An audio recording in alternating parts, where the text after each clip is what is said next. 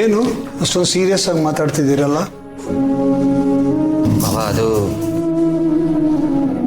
Big bro ಕಷ್ಟಪಟ್ಟು ಕಟ್ಟಿದ ಮನೆ ಅದು. ಈಗ ಅದು ಹರಾಜಾಗ್ತಿದೆ. ನಮ್ಮ ಕೈಯಿಂದ ಏನೂ ಮಾಡೋಕ್ಕಾಗ್ತಾ ಇಲ್ಲ. ಅದೇ ನಮ್ಮನ್ನು ತುಂಬ ಡಿಸ್ಟರ್ಬ್ ಮಾಡ್ತಾ ಇರೋದು. ಮನೆ ಕಳ್ಕೊಳ್ಳೋದು ಅಂದರೆ ಬರೀ ಒಂದು ಜಾಗ ಕಳ್ಕೊಳ್ಳೋದು ಅಂತಲ್ಲ ಮಾವ. ನಮ್ಮ ಲೈಫ್ನ ಒಂದು ಇಂಪಾರ್ಟೆಂಟ್ ಭಾಗನೇ ಕಳ್ಕೊತಿದ್ದೀವಿ ಅನ್ನೋ ಫೀಲಿಂಗ್ ಆಗ್ತದೆ. ನೋವಾಗೋದು ಸಹಜ.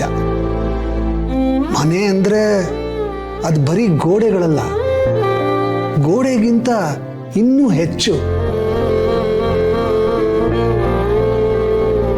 ನಿಮ್ಮ ಸೆಂಟಿಮೆಂಟ್ಸ್ ನನಗೆ ಅರ್ಥ ಆಗುತ್ತೆ. ಆ ಮನೆ ಜೊತೆ ನಿಮ್ಮ ಭಾವನೆಗಳು ಬೆರ್ತು ಹೋಗಿರುತ್ತೆ. ಅದನ್ನ ಅಷ್ಟು ಸುಲಭವಾಗಿ ಬಿಟ್ಕೊಡಕ್ಕಾಗೋದಿಲ್ಲ. ಆದರೆ ಒಂದು ಮಾತು ನೆನಪಿರಲಿ, ನೀವು ಇದ್ರೇನೆ ಮನೆ ಅನ್ನೋದು ಮನೆ ಆಗುತ್ತೆ. ನೀವು ಇಲ್ಲದೆ ಹೋದರೆ ಅದು ಬರೀ ಒಂದು ಕಟ್ಟಡ, ಒಂದು ಬಿಲ್ಡಿಂಗ್ ಅಷ್ಟೇ.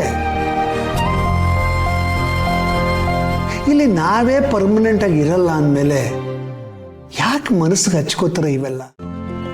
ಇಂದೇ ಡೌನ್ಲೋಡ್ ಮಾಡಿ ಮತ್ತು ನಿಮ್ಮ ನೆಚ್ಚಿನ ಶೋಗಳನ್ನು ಆನಂದಿಸಿ.